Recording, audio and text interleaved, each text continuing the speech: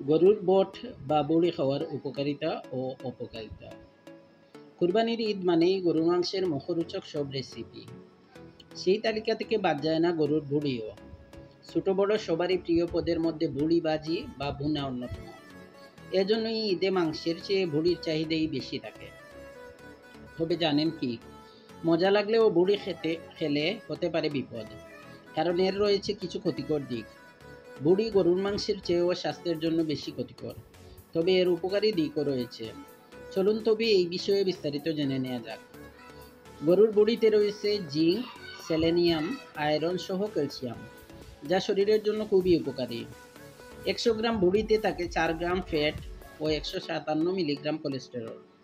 একজন হার্টের রোগী দিনে ২০০ মিলিগ্রাম কোলেস্টেরল খেতে পারেন এবং একজন সুস্থ মানুষ দিনে ৩০০ মিলিগ্রাম কোলেস্টেরল খেতে পারেন। ১০০ গ্রাম ভুঁড়ি খেলে একজন সুস্থ মানুষের দিনে কোলেস্টেরল গ্রহণের নিরাপদ মাত্রার অর্ধেক এবং একজন হার্টের রোগীর দিনে কোলেস্টেরল গ্রহণের নিরাপদ মাত্রার ৭৯% চলে আসে। তাই হার্টের রোগীরা একেবারেই এড়িয়ে চলুন ভুঁড়ি। এতে শরীরে কোলেস্টেরল বেড়ে গিয়ে আপনার হার্টের আরও বেশি ক্ষতি হতে পারে। তবে দিনে ২০০ মিলিগ্রামের মতো খেতে পারেন। বুড়িতে ২ ধরনের ফ্যাট থাকে, স্যাচুরেটেড ফ্যাট আর ট্রান্স ফ্যাট। স্যাচুরেটেড ফ্যাটের মাত্রায় ১.৩ গ্রাম আর ট্রান্স ফ্যাটের মাত্রা ০.২ গ্রাম। এতে ওজন বেড়ে যাওয়ার সম্ভাবনা থাকে অনেক বেশি।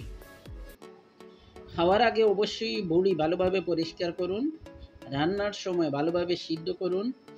গরুর শরীরের এই অংশে প্রচুর ব্যাকটেরিয়া জমা থাকে, যা শরীরের জন্য মারাত্মক ক্ষতি করতে পারে। এছাড়া মজাদার বুড়ি খাওয়ার সময় অবশ্যই পরিমিত পরিমাণে খেতে হবে। ধন্যবাদ সবাইকে।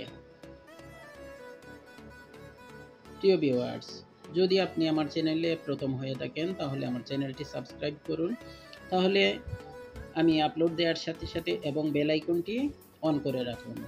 আমি ভিডিও অন করার সাথে সাথে আপনার কাছে নোটিফিকেশন পৌঁছে যাবে। ধন্যবাদ সবাইকে। আসসালামু আলাইকুম।